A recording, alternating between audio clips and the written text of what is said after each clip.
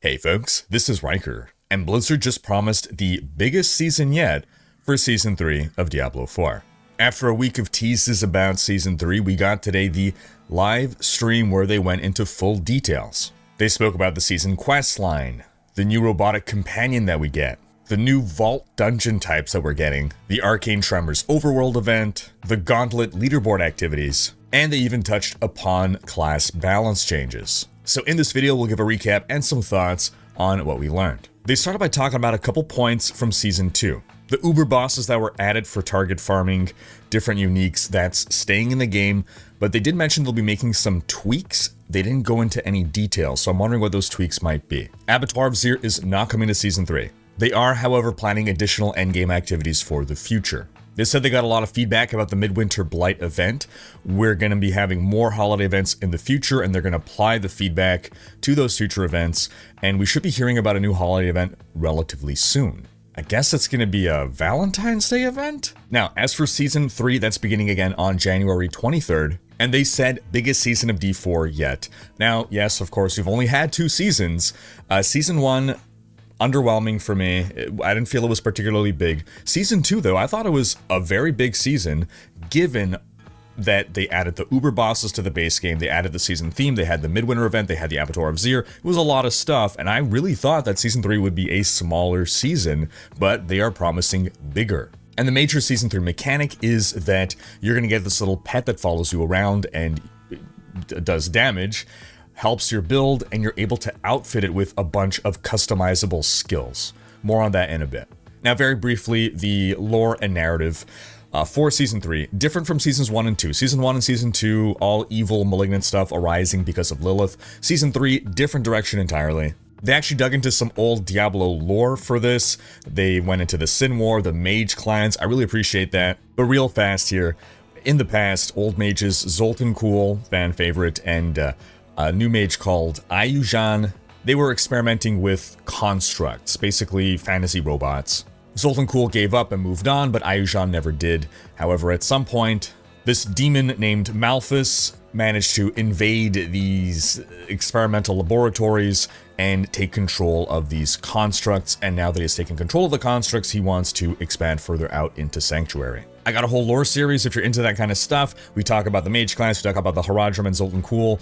Do check that out. But one thing that we see is that within the seasonal storyline, when you fight that boss at the end, Malphus, it is their first, what they call, stationary boss. So you're in this arena, he stays in the middle, and there's a lot of mechanics, it appears, relating to traps that I'm hoping are going to make for a really unique fight and different kind of gameplay. We see the character dodging traps that are emerging. We also see them moving towards different pillars. There seem to be 4 pillars. We know elements are somehow going to be heavily involved with these constructs, so it could be the 4 pillars are each one of the 4 classic elements. The player does seem to be prioritizing going for those pillars. Hopefully this is a step towards seeing more creative and unique boss fights coming to the game. We also know that there's going to be a new seasonal town hub that apparently we're going to be spending most of our time there. It seems to be a very efficient layout as well, which is appreciated, but from there you can easily access the seasonal activities, which are split, it would appear, between overworld activities as well as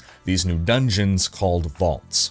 More on that a bit, but first let's talk a little bit about our companion first, the Seneschal. Now, in our previous video on this, we went into the full details of all the different powers the Seneschal can have, but brief summary, you can equip your Seneschal with 2 skills. These are called governing stones. Each governing stone gives the Seneschal some kind of a skill. There are about 12 different skills or governing stones, and you can pick 2 of them. Then for each of these 2 governing stones or skills, you can apply up to 3 tuning stones or runes or support skills to modify that main governing stone. And overall, there are 27 different tuning stones, so lots of customization to be had there, and the intent of the Seneschal is to be an extension of yourself. I saw a lot of feedback, a surprising amount of feedback actually, from people that were not hyped for this Seneschal, that they felt, I don't care about a companion, I don't want to have a companion, I want to be able to build power on myself and not on my companion, and I never thought of it that way. I don't see it that way, but I could understand seeing it that way. So I could understand people being a little bit less excited for this. For me, and it seems the design intent as well, is that the Seneschal is an extension of yourself. It's meant to complement your build. It's not going to be this guy stealing the spotlight away from you. But in fairness, it is true that the seasonal theme is all about empowering this construct. But yeah, the purpose of the Seneschal, it's to help you round out your build. And again, we go into all the various tuning stones and governing stones in our previous video. It appears that the max level for each stone is level 10. Again, you're able to level these up. You're able to craft tuning stones at a new craftsperson. We only saw an example of crafting a random one. It's unclear whether you'll be able to deterministically select what stone you can craft. There are tuning stones of different rarities. We see rare, we see legendaries. And what I realized is, for a while, people have been asking for new skills. And they've basically found a way to add new skills into the game without modifying the skill tree and doing it in a way where, well, they can test these out and always pull them back. Again, if you view the Seneschal as an extension of yourself, this is kind of a new passive skill that you're able to equip that kind of triggers on its own. In so many ways, this is the season of Path of Exile. I mean, they're literally adding main gems and support gems. But in theory, right, they can take the principle of this idea and apply it to your character in the future, right? They can give you some doodad whatever, and you can learn new skills, and maybe it's part of some separate inventory thing where you find these skills and, the gems and the support gems to further give your main character, right, as opposed to a pet, new skills and options to use. Now, one thing that I brought up as a concern in my previous video was where the Seneschal will fall in the meta. In other words, it's very difficult to keep these guys relevant for all players. And what they've come out and confirmed is that the Seneschal will be scaling with all of your damage modifiers. And they seem to be assuring that at level 100, the Seneschal will still be dealing a relevant amount of damage. I am dubious. I hope that is the case, but I don't see how they're going to be able to factor in the myriad things that create the difference between a mediocre level 100 build and a Ball Lightning or Hammer of the Ancients level 100 build, where it's not about your paper stats, right? It's not about your attack rating and crit chance. It's about how you are stacking these broken buffs on top of each other in some way that creates this overpowered combination. Because again, the disparity in power between any two given level 100 characters, I mean, we're talking potentially orders of magnitude. So I still believe that for the highest endgame meta builds, the Seneschal will not be dealing any considerable amount of damage. It's going to be there to supplement and complement your build and apply buffs and debuffs and somehow increase your damage. Whereas for, let's say an average player who's not following a build guide, they'll probably still remain a source of damage. But again, happy to be wrong, happy to see the Seneschal, even for the top S tier builds, being a source of damage. Now, next they dove into the topic of vaults. This is a new type of dungeon entirely, and the shtick here is that they are full of deadly traps. So they really focused on that there's this myriad different types of traps, and again, Season of Path of Exile, because it looked very much like the Labyrinth in PoE. You're going to be fighting monsters, but you're also going to have to be avoiding getting hit by traps. That seems to be a big part of the game, and not just because they are deadly, but also because, and we'll get into this a little bit more very soon, the more you get hit by traps, the less your reward at the end of the dungeon. It's not just about dying.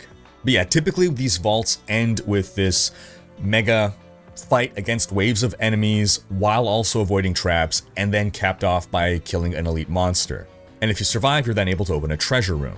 Entrances to the vaults can be found in different places in the world, but it also seems that you can just get there easily through the new Seasonal Town Hub. There's apparently 4 types of vaults. They didn't get into details there. I'm gonna guess that they're keyed to the different classic elements. They really emphasized risk-reward playstyle, that there's going to be a lot of loot, a lot of different types of loot. The objectives of the vaults are supposed to be vague on purpose. Once you go in, you're not really clear what you're meant to do. I guess you just go through the traps until you find that boss room. But there's going to be a lot of chests that you encounter along the way, and even just the basic chests are going to be ramped up with regards to loot. Now, at some point, you're going to run into a statue of Zoltan Kulle, and when you reach that, you can offer him something called a Pearl of Warding, and if you do that, you'll gain 3 stacks of warding. More on Pearls of Warding in a bit, but in short, it's something that you can collect doing the Outer World activity. So you collect those outside, you come into these vaults, you give it to Zoltangul, he gives you 3 stacks of warding. You can give him multiple pearls for even more stacks of warding. And again, these are buffers, because at the end of the dungeon, as long as you have at least 1 stack of warding, when you defeat the death room and get to the treasure room, you can then open the best loot chest, which is full of the best rewards. However, even if you lose all your stacks of warding, you still will get treasure at the end. You just won't get the best chest. Then there's also nightmare versions of vaults. So in the same way that there are dungeons and nightmare dungeons, there are vaults and nightmare vaults. You need to craft sigils or find sigils to get into the nightmare vaults. These are more difficult, they have more rewards. You can also upgrade your glyph XP at the end, just like a nightmare dungeon. So it seems to be an alternative to nightmare dungeons. Hopefully it'll be equally viable to do. Maybe not for XP, I'm not sure. In general, for grinding XP, you want to be killing a lot of monsters, and if you're spending a lot of time dodging traps, you're not killing monsters. But maybe they'll be efficient to do for grinding glyph XP. I don't know. But apparently we also run into more of those mega chests within the Nightmare Vaults.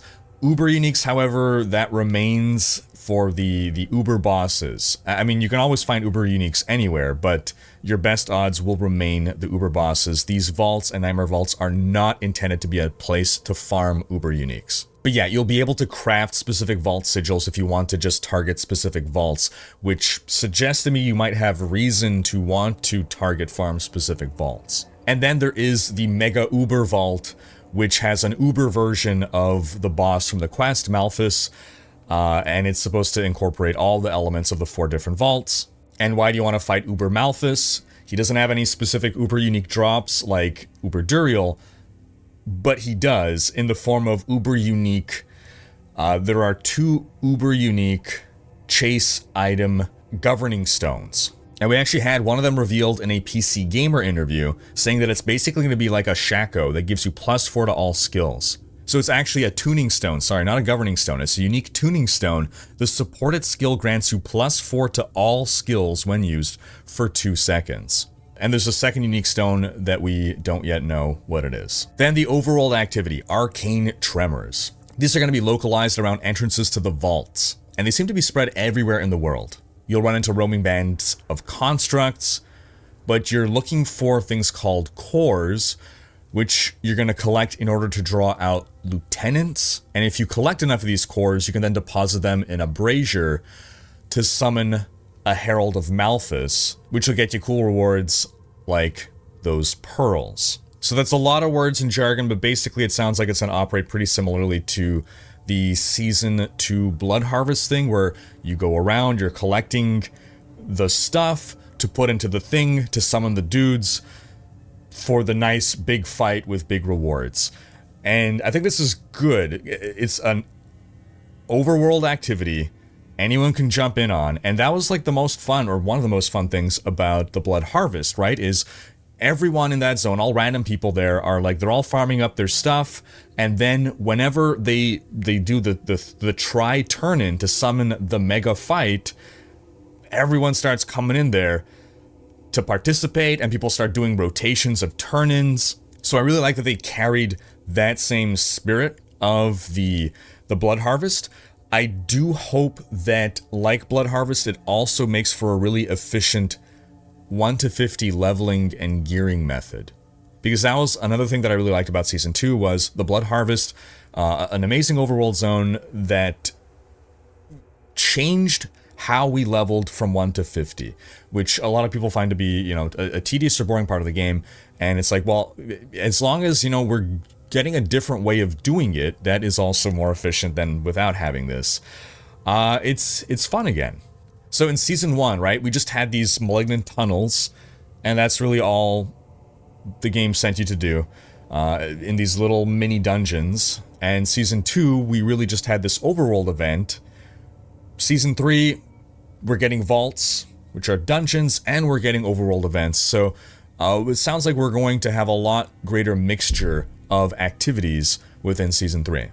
Again, fingers crossed that these Arcane Tremors are fun.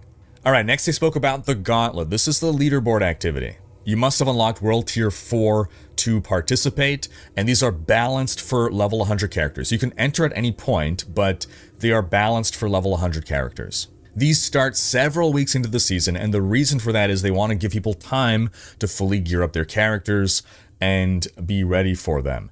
And I got mixed feelings about this. I've seen arguments for and against. Ultimately, I guess it doesn't really bother me, but I know some people, they want all the content at the start of the season because maybe after 3 weeks, like, they want to move on to another game. They don't want to have to stick around for the whole season.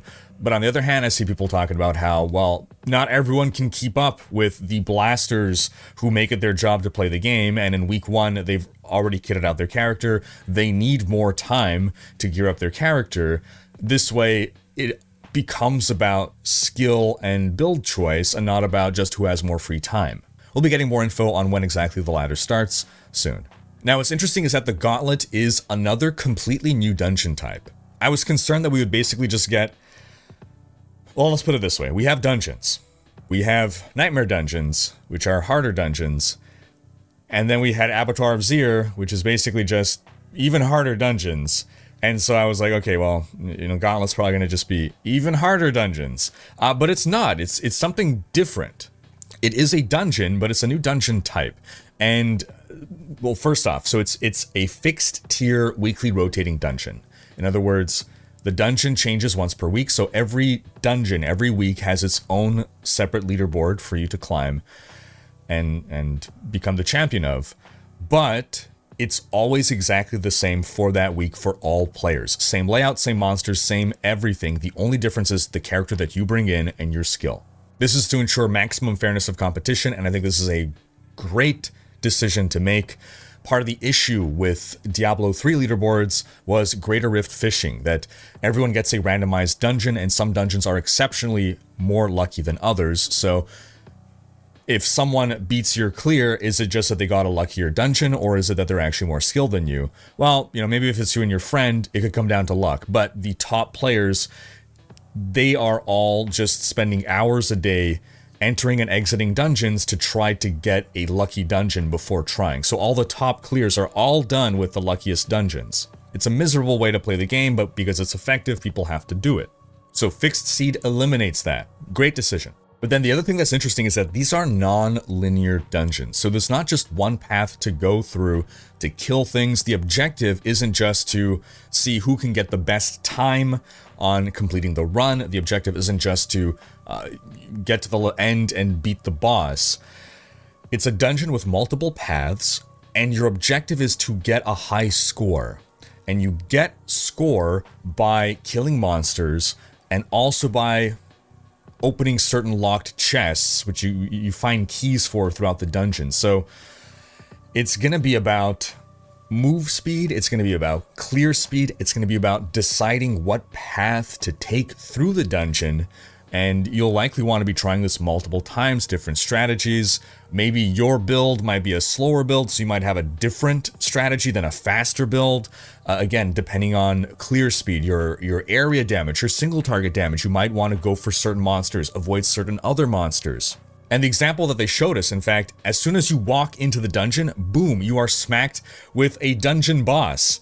One of the bosses you normally find at the end of a nightmare dungeon, and he's just in a room that has an exit, so you can just actually leave instantly. Or you can fight him, or you can kite him along with you throughout the dungeon to fight him along with other monsters. And it seems killing this boss, and it seems there might even possibly be more than one in the dungeon, it's not clear. Killing a boss like this will then spawn a shrine, and they added new shrine effects that can give you like point multipliers. There's also shrines that will respawn all the monsters around you. Why would you want to do that? To get more score. So I can see part of the strategy being to save up these respawn pillars for when you've cleared a bunch of the dungeon, but also path your way, in a specific way that it's not going to take you long to get back to that pillar. So it sounds like between both the Gauntlet and the vaults, they are introducing new gameplay styles. I mean, at the end of the day, yeah, Diablo is a game about going into a dungeon and killing monsters and getting loot, but it feels as though the things that you are focusing on and prioritizing in both of these are going to be different from just your typical Nightmare Dungeon experience. Again, hopefully they are fun, because you can argue, well, Nightmare Dungeons, they added objectives to do apart from just killing the boss, and a lot of people didn't like those objectives. They were unfun. So again, hopefully these do turn out to be fun. But I'm someone who doesn't care about leaderboards, but I'm actually interested in the Gauntlet just for the different game mechanic to engage with.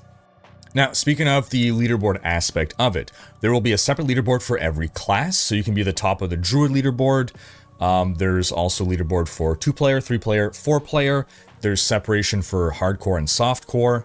And then in addition to those different leaderboards, you can also apply filters to filter by platform, so you can see just PC players. You can filter by your clan to only compare yourself against your clan. You can filter by your friends list to only compare yourself against your friends. Or of course you can filter worldwide to be compared to everyone. Now, it sounds like there's going to be two different things at play with regards to the leaderboard. And the first is getting onto the weekly leaderboard, where the top 1,000 players are going to be ranked. As long as you make that top 1,000, then you will be there for, the first Gauntlet of Season 3, second Gauntlet of Season 3, third Gauntlet of Season 3, right? Each is going to have their own leaderboard. But then there's also the Hall of Ancients. The top 10 players from each weekly leaderboard gets placed in the season's Hall of the Ancients. And I think this is a really good idea, because part of the issue with Diablo 3 Challenge Rifts, for instance, is it could be a lot of effort to compete and beat out other people for position on the leaderboards. But people generally don't care, because who really cares about being the king of 1 week of a 3-month season? But if being the king of week 7 of season 3 means you are now in the Hall of Ancients of the entire season, I can see people caring more. This also enables people who, don't want to play for the entire season, but still wants to place in the Hall of the Ancients. They could just try really hard for one gauntlet, and as soon as they get top 10 on one of the gauntlets, then they can be like, okay, I'm done for the season. I made it into the Hall of the Ancients. Whereas, I presume if you get in multiple top 10s, you'll probably be in the Hall of the Ancients multiple times. I'm sure some people will try to ensure they're in there for every week.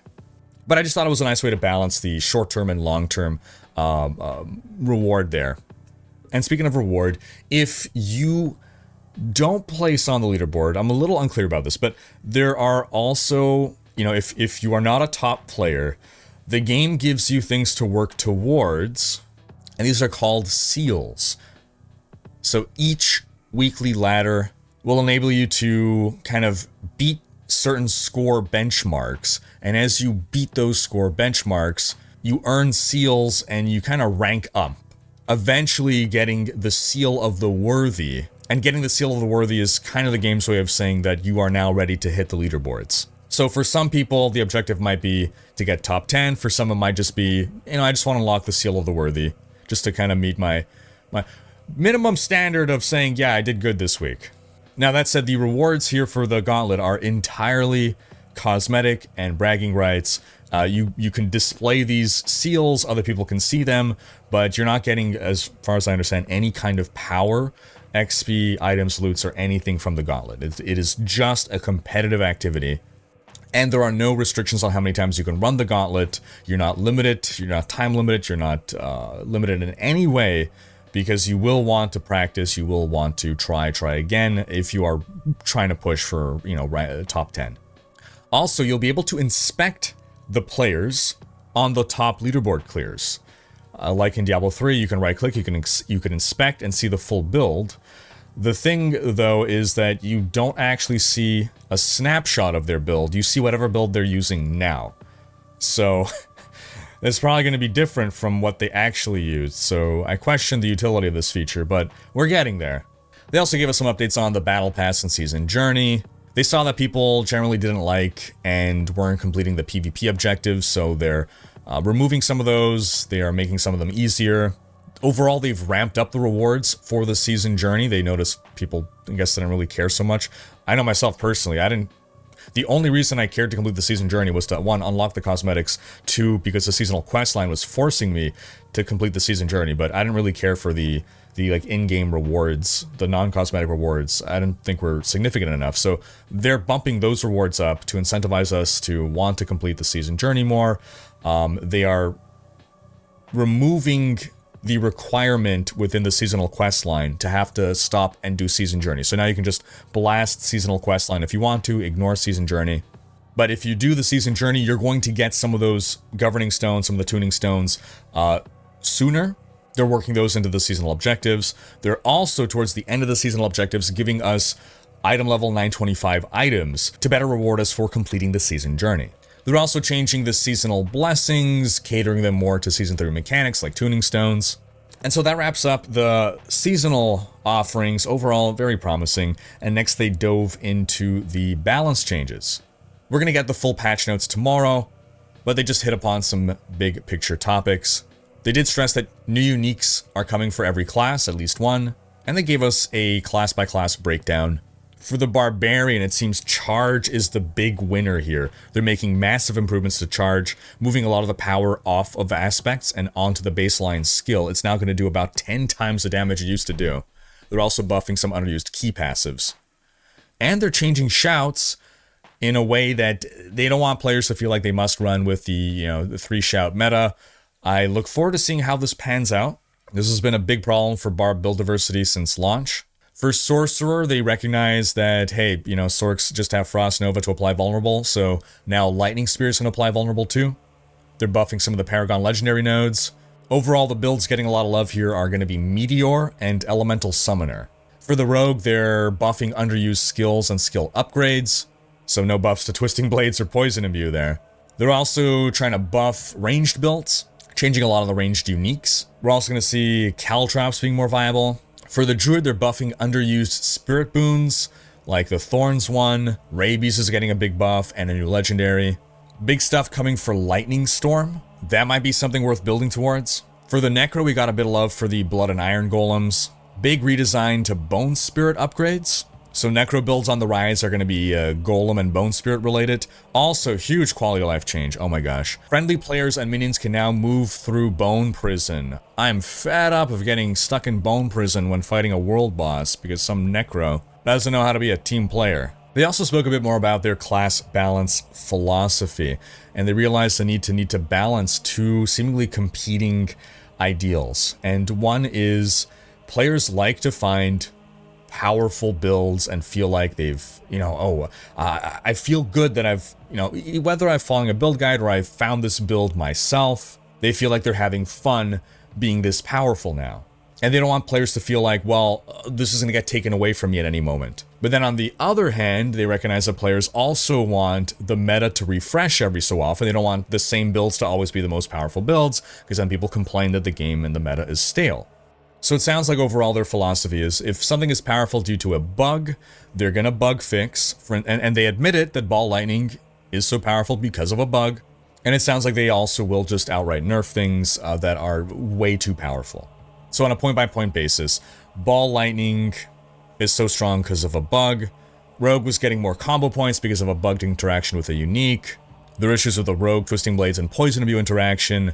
Druid's Blurred Beast was double-dipping its damage. The Barbarian's Violent Hammer of the Ancients was bugged and always applying its damage. And so all of those bugs are getting fixed. And then Overpower was just way overtuned for Season 2 when they redid all their damage scalers. It was underpowered in Season 1, overpowered in Season 2, so they're going to dial down Overpower. These are all fair nerfs that I expected to happen. Meanwhile, they're buffing a bunch of other things to make other builds viable. And they also gave us a roadmap of their plans going forward with respect to class balance and updates. And they're planning 2 updates per season. The first at season launch, that's going to be the bigger one, and then a mid-season update. That's going to be about the middle of the season and ought to be focused on buffs. So at launch, the first update, we're going to get new legendaries and uniques. Every class should get something new.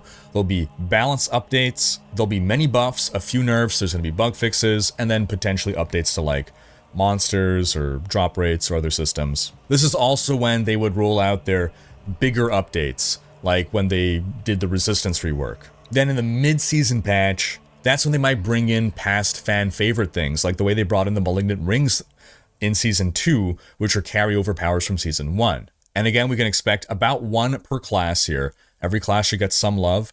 And these things will be carried over from any past season. We'll also see some balance updates, much smaller compared to the season start. We'll see some buffs for each class, probably for the underutilized stuff. There's going to be bug fixes, but they'll have few or no nerfs that aren't bugs. And if they do that, they will try to broadcast this as far in advance as possible so that players have time to move off of any builds that are going to get nerfed. So again, when it comes to bugs, they will nerf.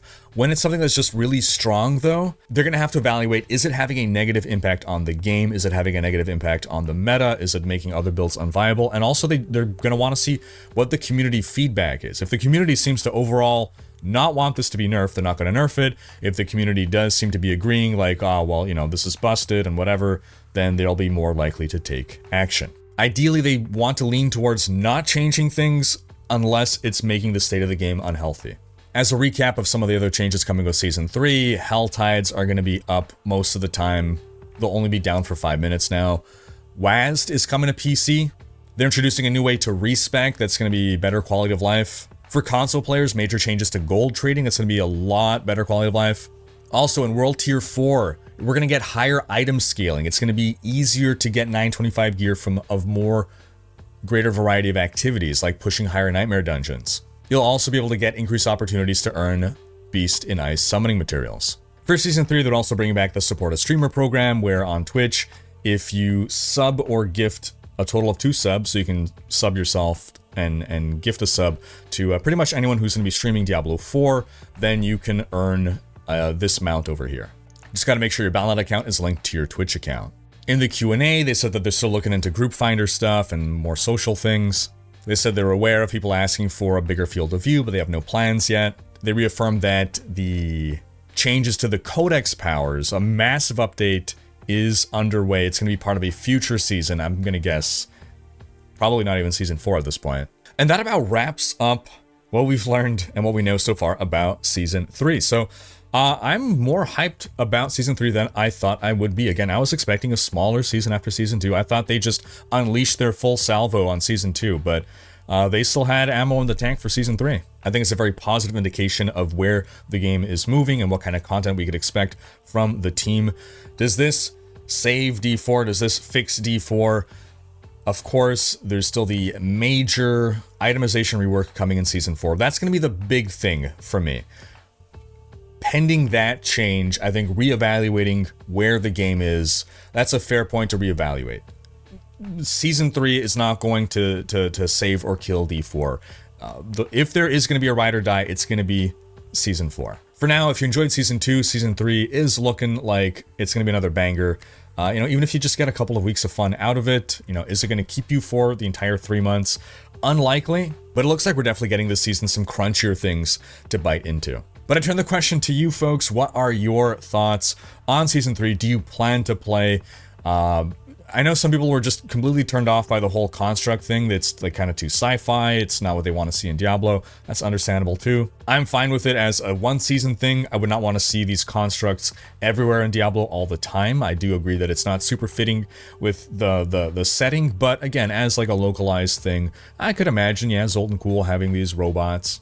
But again, though, folks, sound off in the comments. Thanks for watching. Special thanks to my Twitch, Patreon, and YouTube supporters for making these videos possible. If you enjoyed this video, please share it. Check out these other videos, and subscribe to join Rhykkers Raiders for more Diablo content.